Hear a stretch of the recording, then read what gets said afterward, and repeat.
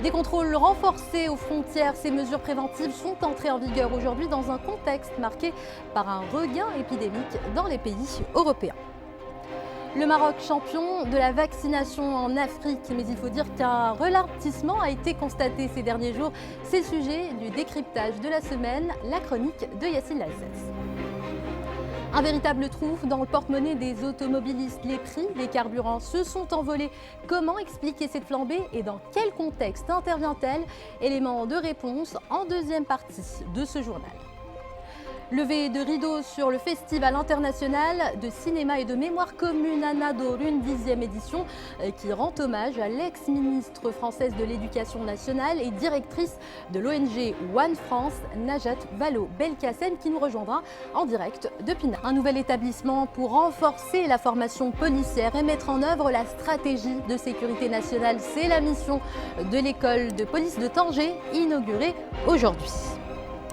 Comment développer la confiance en soi et être plus zen, plus détendu? Eh bien, c'est en écoutant de la musique andalouse et Rnati, c'est la méthode adoptée par l'association Paisi. Mais avant de développer ces titres, sachez que Sa Majesté le roi Mohammed VI, Amir el-Mouminin, accompagné de son Altesse Royale le Prince héritier Moulay el-Hassan et de son Altesse Royale le Prince Moulay Rachid, a commémoré au mausolée Mohammed V à Rabat l'anniversaire de la disparition de feu Sa Majesté le roi Hassan II. À cette occasion et dans un climat de piété et de recueillement, le souverain s'est recueilli sur la tombe de son regretté père.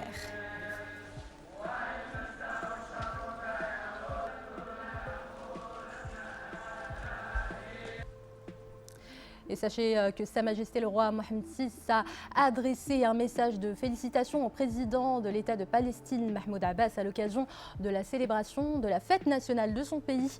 Dans ce message, le souverain a fait part de sa fierté, de la solidité des liens de fraternité qui unissent les deux pays et les deux peuples, tout en réaffirmant le soutien constant du Maroc au peuple palestinien pour le recouvrement de ses droits légitimes. À leur tête, le droit à l'établissement d'un État indépendant avec Al-Quds Sharif comme capitale.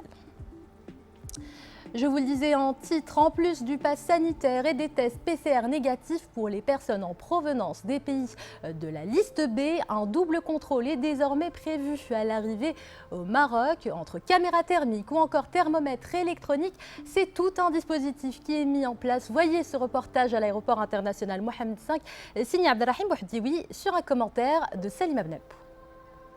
Présentation du pass vaccinal et du test PCR négatif. Une routine désormais à laquelle s'ajoute une mesure sanitaire encore plus forte. Pour les voyageurs en provenance de la liste B, le protocole est renforcé. Désormais, les passagers peuvent être soumis à un dépistage antigénique sur place. C'est pour le bien de tous, alors ça va. Écoutez, je pense qu'elles sont tout à fait adaptées en fait à la situation sanitaire. Les mesures sanitaires elles sont très bien appliquées au Maroc, tout se passe bien. En cas de résultat positif, la personne est d'abord isolée avant d'être rapatriée ou non en fonction de son pays de résidence, une manière de minimiser encore un peu plus les risques de propagation du Covid. Et c'est grâce justement à la campagne de vaccination que Marrakech retrouve son effervescence touristique. Visiteurs étrangers et nationaux se font de plus en plus nombreux dans la ville ocre depuis quelques semaines. Certains ont même décidé sur un coup de tête de s'y installer définitivement. Un sujet de Hassan Houban commenté par Jazia El-Hammari.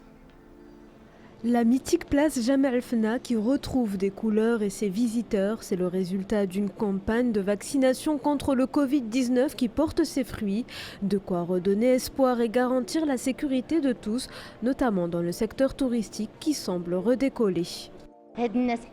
Nous accueillons avec joie ces vacanciers qui ont choisi le Maroc pour son développement à tous les niveaux, surtout dans le domaine de la santé, puisque nous avons mené une belle campagne de vaccination et toutes les mesures préventives sont respectées.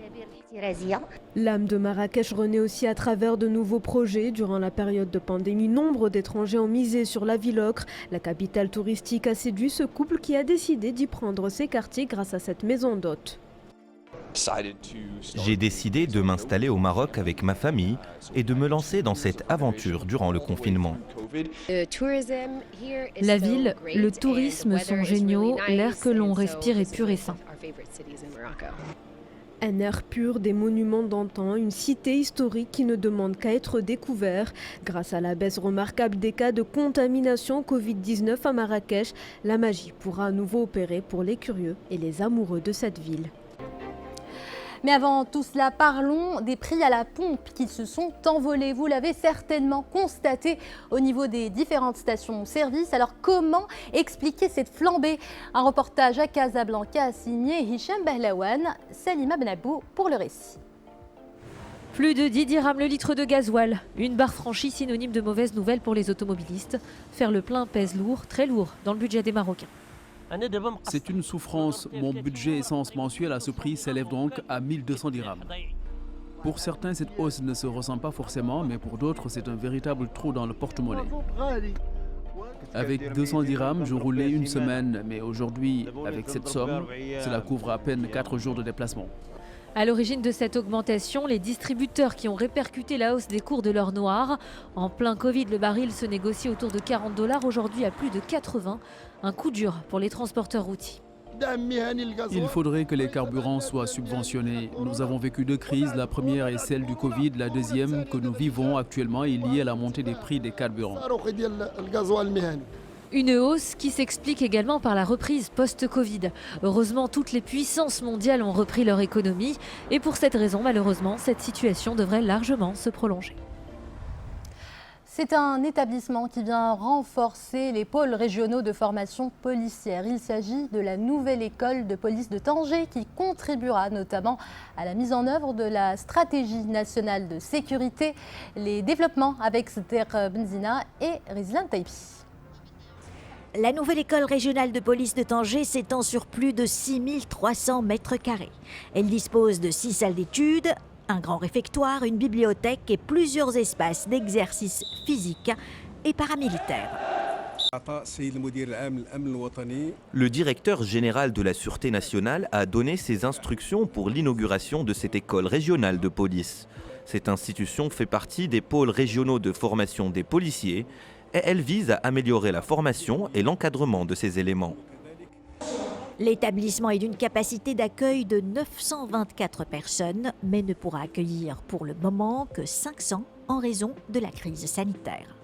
La formation dispensée ici est le fruit d'un travail pédagogique ingénieux. Elle prend en considération l'harmonie entre la formation essentielle et la réalité du terrain dans le respect des libertés publiques.